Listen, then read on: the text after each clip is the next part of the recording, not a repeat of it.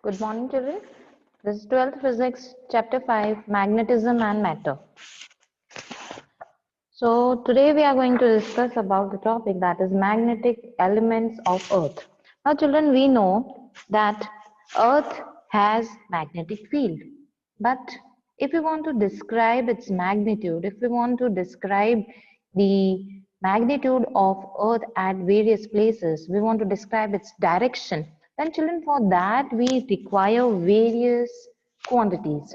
And these quantities which help us to describe the magnitude as well as the direction of the magnetic field of Earth at that place is called they are known as the magnetic elements. So basically, children, there are about three magnetic elements of Earth. First is the magnetic declination. Second is the magnetic dip or magnetic inclination, and horizontal component that is represented by H. Now let's study them in detail one by one. Let's start with the magnetic declination. So children, we know then when a freely suspended bar magnet it comes to rest, it aligns itself in the north-south pole.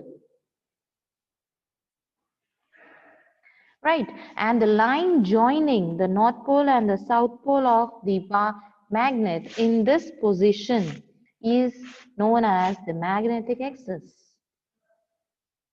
Yes, so children, the small angle between the magnetic axis and the geographic axis is known as the magnetic declination at that place, and it is represented by theta. Or you can also define it in terms of, that is, it is the angle.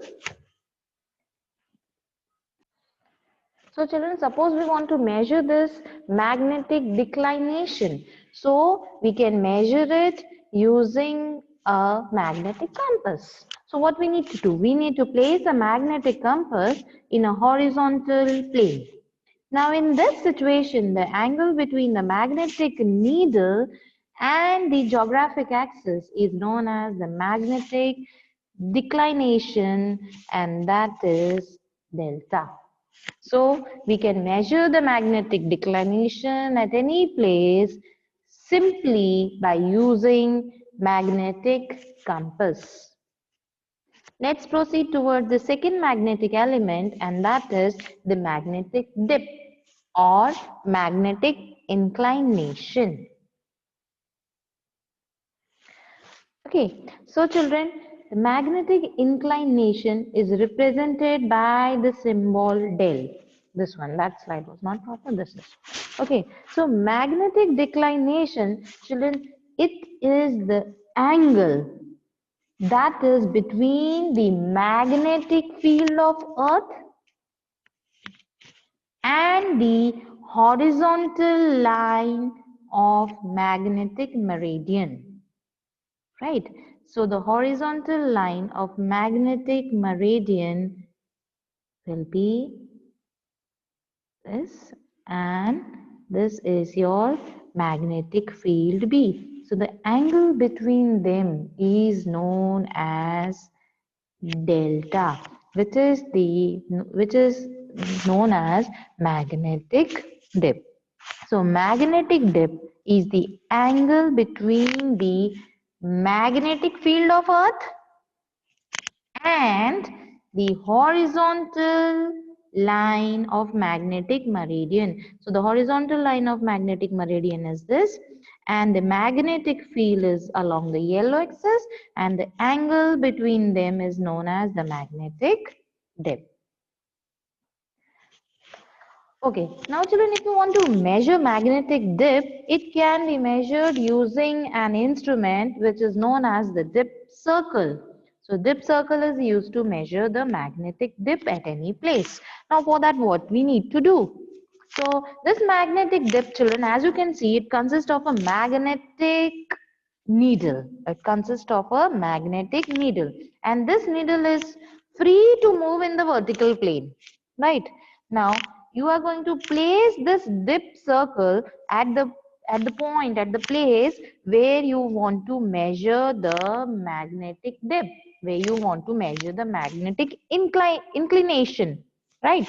So at that position, the angle between the magnetic needle, the angle between the magnetic needle and the horizontal line. So this is a magnetic needle and this is a horizontal line. That angle then gives you the magnetic dip or magnetic inclination. The value of magnetic dip is different for different places. The magnetic dip at the geographic poles, North Pole and South Pole, is found to be 90 degree, because children, at the poles, the Earth's magnetic field is perpendicular to the surface of the magnet.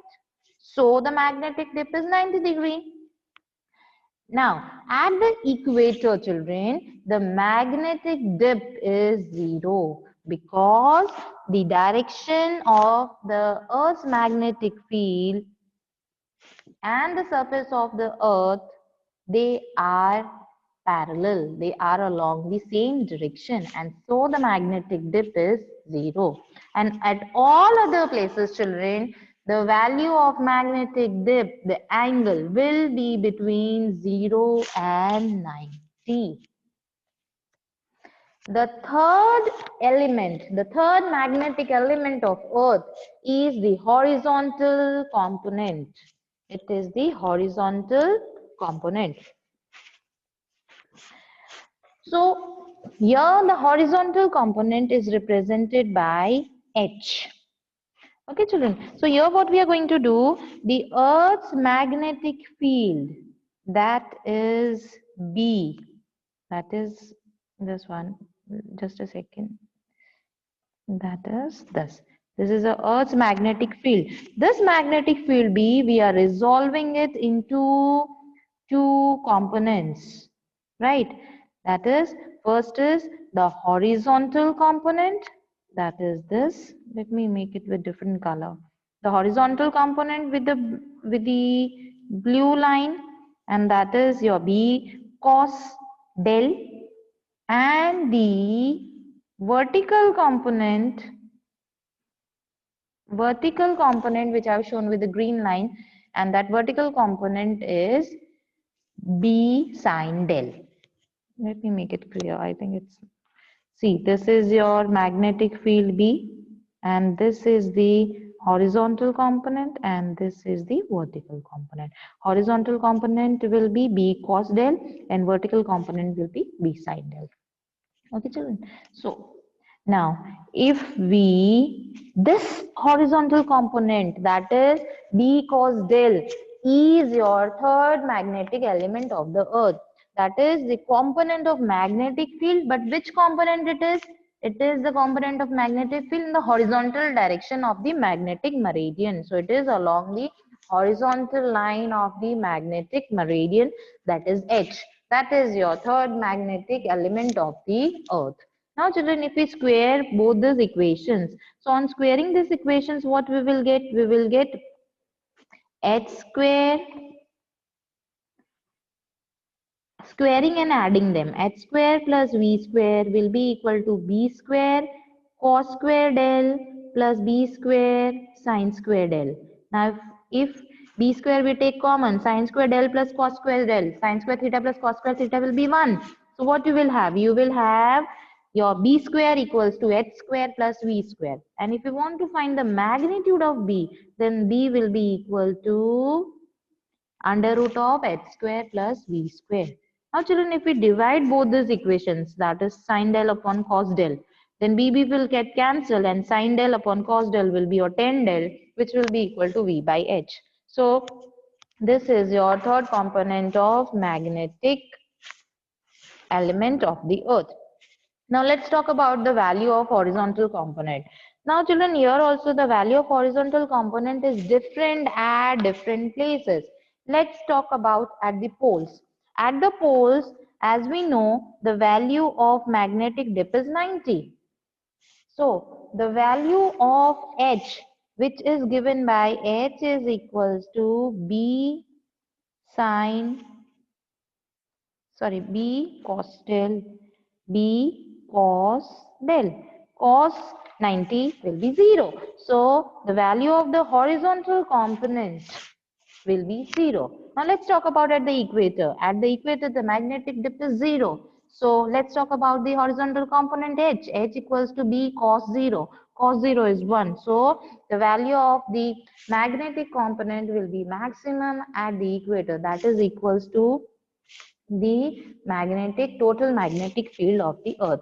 Now this value of H, children, it is very weak. That is very less. Earth's magnetic field is about 3.2 into 10 to the power minus 5 Tesla.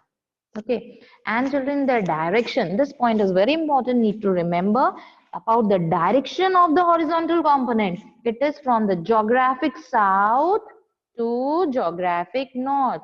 That is, its direction is from South Pole to North Pole.